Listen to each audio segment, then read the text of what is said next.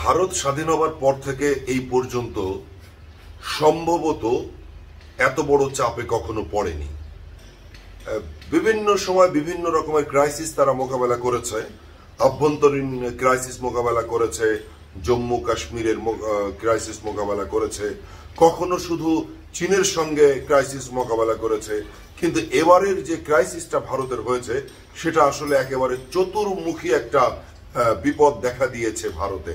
এটা একটা দেশের জন্য ভয়ানক চাপ। এই চাপ কিভাবে সামলাবে এই মুহূর্তে যে প্রধানমন্ত্রী আছে নরেন্দ্র মোদী, সেটা খুব গুরুত্বপূর্ণ তাদের জন্য। যাই হোক, আমি যেটা বলতে চাচ্ছি যে চতুর্মুখী চাপ, তার প্রথমত হচ্ছে যে এই যে সেভেন সিস্টার ভারতের, মানে অনেক বছর ধরে তারা যে বিচ্ছিন্ন হতে চাচ্ছিল বা কোনো কোনো দেশ একেবারে স্বাধীন হতে চাচ্ছিল, তারই একটা নমুনা কিন্তু প্রায় সামনে চলে এসেছে। মণিপুরে এখন রীতিমতো আগুন চলছে। মণিপুরের জাতীয় পতাকা সেখানকার ছাত্র জনতা নামিয়ে একটি নতুন পতাকা তুলে ধরেছে, সাতরঙা পতাকা। এই সাতরঙা পতাকার কি মানে আছে সেটা কেউ কেউ বলছেন যে এটা মণিপুরের অনেক বছর আগের সাত রাজার একটা সিম্বল, আবার কেউ কেউ বলছেন যে না, এটি হচ্ছে যে সাতটি রাজ্য, সেভেন সিস্টার, তাদের একটা সিম্বল। যাই হোক না কেন, পতাকা যে তারা নামিয়ে নতুন পতাকা উঠিয়েছে এটি একটি ঘটনা। এরপরে যদি দেখি যে সেভেন সিস্টারের ভেতরে আরেকটি এবং খুবই গুরুত্বপূর্ণ যে রাজ্য অরুণাচলের মধ্যে একেবারে 1-2 দিনের মধ্যে চীন সৈন্যরা প্রায় 60 কিলোমিটার ভেতরে ঢুকেছে এবং ঢুকে তারা বিভিন্ন পাথরে চীনের নাম লিখে দিয়ে গেছে। এবং তারা যে 2024 সালে এসেছে সেই কারণে 2024 লিখে গেছে, মানে 2024 সালও লিখে গেছে। তারা আসলে চলে গেছে নাকি ওখানে আছে সেটাও আমরা জানি না।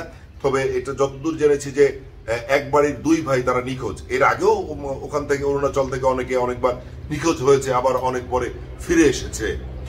তারপরে যে ঘটনাটি ঘটেছে সেটি হচ্ছে যে পাকিস্তান এখন ভারতের একটা জায়গা, যেটি হচ্ছে গুজরাটের একটি জায়গা জুনাগড়কে তাদের নিজেদের বলে দাবি করছে। এবং দাবি করছে মানে একেবারে হালে, মানে সম্প্রতি পাকিস্তানের পররাষ্ট্র মুখপাত্র মুমতাজ জাহরা বালুচ তিনি এই দাবিটি করেছেন। তিনি বলেছেন যে 2048 সালের পরে 48 সালে এটা পাকিস্তানের মধ্যে ছিল, পরে সেটি ভারত জোর করে নিয়ে নেয়। জুনাগড়কে নিয়ে পাকিস্তানের এই যে দাবি, এটা আসলে নতুন না, এর আগেও তারা দাবি করেছে।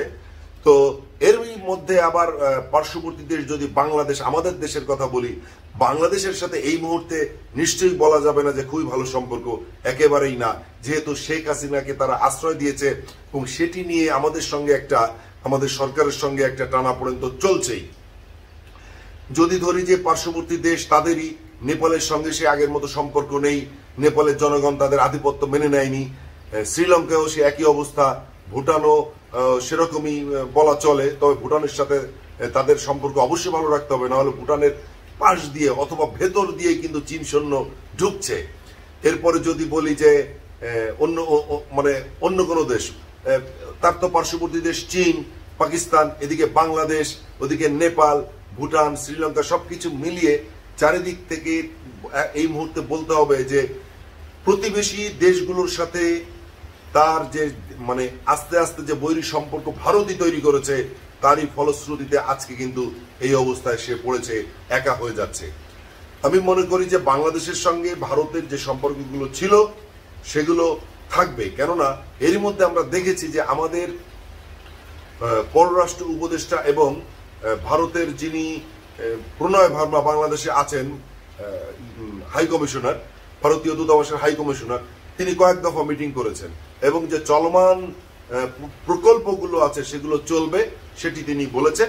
এবং বাংলাদেশের সরকারি মুখপাত্র থেকেও আসলে বলা হয়েছে যে এগুলি চলবে।